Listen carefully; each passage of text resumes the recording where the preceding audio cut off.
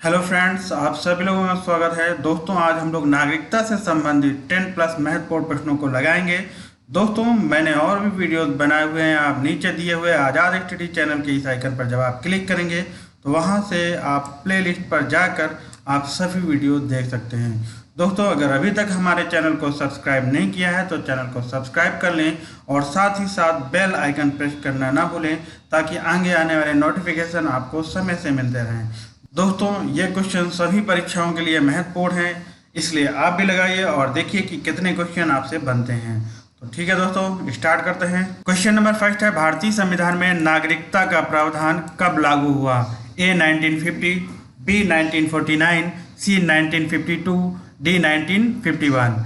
तो दोस्तों, भारतीय संविधान में नागरिकता का जो प्रावधान है वो 1949 में लागू हुआ। इसका बी नंबर ऑप्शन सही होगा। दोस्तों, ये ध्यान रखिएगा, जब 26 नवंबर 1949 को जब भारतीय संविधान को अंगीकृत किया गया था, ठीक है दोस्तों, या जब भारत का संविधान पूर्ण रूप से तैयार हुआ था, तभी से जो है भारतीय संविधान में नागरिकता के प्रावधान को लागू कर दिया गया था। ये पॉइंट दोस्तों ध्यान रखिएगा, 26 नवंबर 1949 को।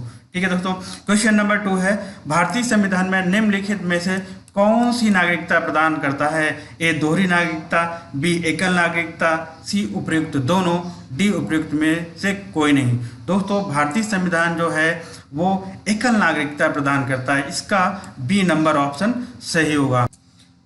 जबकि दोस्तों, दोहरी नागरिकता का जो प्रावधान है वो अमेरिका में है। वहाँ पर दोस्तों केंद्र की भी नागरिकता प्राप्त करता है नागरिक, और राज्य की भी नागरिकता को प्राप्त करता है नागरिक। इस प्रकार से वहाँ पर दोस्तों दो प्रकार की दोहरी नागरिकता होती है। ठीक है दोस्तों, नेक्स्ट क्वेश्चन लेते हैं। क्वेश्चन नंबर 3 है, भारत के संविधान में किस भाग में हमें नागरिकता से संबंधित प्रावधानों को पाते हैं? ए भाग 1, बी भाग 7, सी भाग 9, डी भाग 2। दोस्तों, हम भारत के संविधान के भाग 2 में नागरिकता से संबंधित प्रावधानों को पाते हैं। ये इंपॉर्टेंट क्वेश्चन है, इसको ध्यान रखिएगा दोस्तों। इसका डी नंबर ऑप्शन सही होगा। दोस्तों, अनुच्छेद 5 से 11 तक जो है वो नागरिकता से संबंधित प्रावधानों को रखा गया है। दोस्तों, साथ ही साथ ये ध्यान रखिएगा कि भाग 2 को सबसे कठिन भाग जो है वो डॉक्टर भीमराव अंबेडकर जी ने कहा है। ठीक है दोस्तों, क्वेश्चन नंबर 4 है, भारतीय नागरिकता नहीं प्राप्त की जा सकती है? ए जन्म द्वारा, बी देशीकरण द्वारा, सी किसी भूभाग के सम्मिलन द्वारा, डी भारतीय बैंक में धन जमा करके। तो दोस्तों, भारतीय नागरिकता जो है दोस्तों भारतीय बैंक में धन जमा करके नहीं प्राप्त की जा सकती है। इसका डी नंबर ऑप्शन सही होगा। नेक्स्ट क्वेश्चन लेते हैं। क्वेश्चन नंबर 5 है, संविधान द्वारा प्रदत्त नागरिकता से संबंध में संसद ने एक व्यापक नागरिकता अधिनियम कब बनाया? ए ऑप्शन है 1950, बी 1955, सी 1952, डी 1960। दोस्तों, नागरिकता अधिनियम 1955 को बनाया गया। इसका बी नंबर ऑप्शन सही होगा।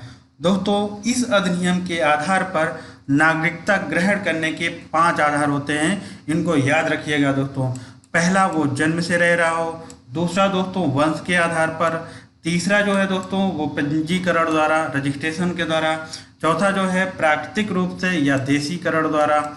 और पांचवा जो है दोस्तों, ये ध्यान रखिएगा, जब किसी भी बाहरी भूभाग का अधिग्रहण किया जाए या बाहरी भूभाग का भारत में विलय कर लिया जाता है तो उस भाग में रहने वाले लोग जो होते हैं वो भारत की नागरिकता प्राप्त कर लेते हैं। ठीक है दोस्तों, क्वेश्चन नंबर 6 है, भारत में रहने वाला ब्रिटिश नागरिक दावा नहीं कर सकता है? ए व्यापार और व्यवसाय की स्वतंत्रता का अधिकार, बी विधि के समक्ष समता के अधिकार का, सी धर्म की स्वतंत्रता के अधिकार का, डी जीवन और व्यक्तिगत स्वतंत्रता की सुरक्षा के अधिकार का।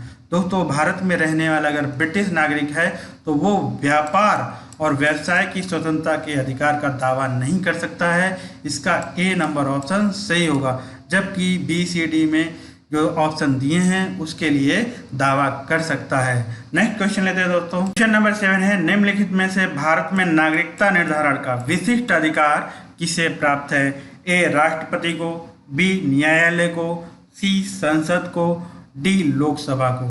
दोस्तों भारत में नागरिकता निर्धारण का विशिष्ट अधिकार जो है या विशेष अधिकार जो है वो संसद को है। इसका सी नंबर ऑप्शन सही होगा। दोस्तों ये ध्यान रखिएगा, अनुच्छेद 11 के अनुसार संसद नागरिकता के अर्जन और समाप्ति के तथा नागरिकता से संबंधित अन्य सभी विषयों के संबंध में विधि का निर्माण कर सकता है। ठीक है दोस्तों, क्वेश्चन नंबर 8 है, भारत में नागरिकता की निम्नलिखित विशेषताओं में कौन सही है, ये बताना है। ए राज्य की एकल नागरिकता, बी राज्य तथा राष्ट्र की दोहरी नागरिकता, सी भारत और देश की दोहरी नागरिकता, डी संपूर्ण भारत की एकल नागरिकता। तो दोस्तों भारत में नागरिकता की जो विशेषता है वो संपूर्ण भारत की एकल नागरिकता है। इसका डी नंबर ऑप्शन सही होगा। दोस्तों एकल नागरिकता जो है वो इंग्लैंड से ली गई है, ये भी ध्यान रखिएगा दोस्तों, ये भी इंपॉर्टेंट पॉइंट है क्योंकि पूछ लेता है कि एकल नागरिकता का जो प्रावधान है भारतीय संविधान में कहाँ से लिया गया है, तो वो इंग्लैंड से लिया गया है। ठीक है दोस्तों, नेक्स्ट क्वेश्चन, क्वेश्चन नंबर 9 है, भारत में एकल नागरिकता की जो अवधारणा है अपनाई गई है वो कहाँ से अपनाई गई है। ए यूएसए से, बी इंग्लैंड से, सी फ्रांस से, डी कनाडा से। तो दोस्तों भारत में एकल नागरिकता की जो अवधारणा है वो इंग्लैंड से अपनाई गई है। इसका बी नंबर ऑप्शन सही होगा। क्वेश्चन नंबर 10 है, कितने वर्षों तक बाहर रहने पर नागरिकता समाप्त हो जाती है।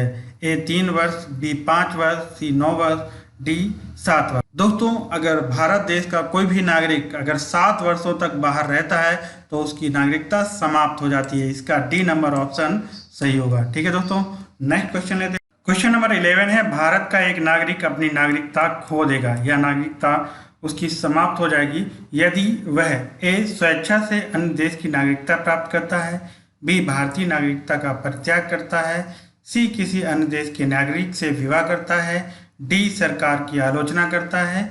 नीचे दिए गए कोड का प्रयोग सही उत्तर देना है। सही कोड का प्रयोग करके दोस्तों यह बताना है। देखते हैं दोस्तों, ए ऑप्शन है स्वेच्छा से अन्य देश की नागरिकता प्राप्त करता है। दोस्तों अगर स्वेच्छा से अपनी इच्छा से देश में रहने वाला नागरिक, भारत देश में रहने वाला नागरिक जो है अन्य देश की जो है नागरिकता प्राप्त करता है तो उसकी नागरिकता स्वतः समाप्त हो जाती है। दोस्तों इस प्रकार से ये जो है ऑप्शन सही होगा। बी नंबर है दोस्तों, भारतीय नागरिकता का परित्याग करता है। अगर वो भारत का नागरिक है और उस भारतीय नागरिकता का परित्याग करता है तो भी उसकी नागरिकता समाप्त हो जाती है। इसका बी नंबर भी ऑप्शन दोस्तों सही होगा। ऑप्शन सी देखते हैं दोस्तों, किसी अन्य देश के नागरिक से विवाह करता है। दोस्तों अगर वो किसी अन्य देश के नागरिक से विवाह करता है तो उसकी नागरिकता समाप्त नहीं होती है, यानी ये जो ऑप्शन होगा दोस्तों वो गलत होगा। डी सरकार की आलोचना करता है। दोस्तों सरकार की आलोचना करने पर भी जो है देश का जो नागरिक है, भारत देश का नागरिक, उसकी नागरिकता खत्म नहीं होती है। ठीक है दोस्तों इसका ए और बी, दोस्तों इसका सी नंबर ऑप्शन जो है वो सही होगा। ठीक है दोस्तों मैं कुछ और पॉइंट बता रहा हूँ, उनको नोट कर लीजिए कि भारत में रहने वाले नागरिक की नागरिकता कब खत्म हो सकती है, इनसे रिलेटेड पॉइंट बता रहा हूँ। ठीक है दोस्तों, पहला पॉइंट है दोस्तों, अगर भारत में रहने वाला नागरिक स्वेच्छा से नागरिकता त्याग देता है तो उसकी नागरिकता खत्म हो जाती है। दूसरा पॉइंट है दोस्तों, किसी अन्य देश की नागरिकता अगर ग्रहण कर लेता है भारत में रहने वाला नागरिक तो भी उसकी नागरिकता खत्म हो जाती है। तीसरा पॉइंट है दोस्तों, सरकार द्वारा नागरिकता से अगर भारत में रहने वाले नागरिक को नागरिकता से अगर वंचित कर दिया जाए तो उसकी नागरिकता समाप्त हो जाती है। चौथा पॉइंट है दोस्तों, अगर वो अवैध तरीके से नागरिकता प्राप्त करता है या संविधान का अनादर करता है तो भी उसकी नागरिकता समाप्त हो जाती है। पांचवा पॉइंट है दोस्तों, शत्रु देश के साथ अगर गुप्त संबंध रखता है, ठीक है दोस्तों, तो भी उसकी नागरिकता समाप्त हो जाती है। या फिर वो भारत देश से 7 वर्ष, भारत देश से दोस्तों अगर 7 वर्ष जो है बाहर रहा है तो उसकी नागरिकता समाप्त हो जाती है। ये ध्यान रखिएगा दोस्तों, इन पॉइंट से रिलेटेड क्वेश्चन बनते हैं। ठीक है दोस्तों, अगर वीडियो पसंद आया हो तो लाइक, सब्सक्राइब, शेयर करना ना भूलें।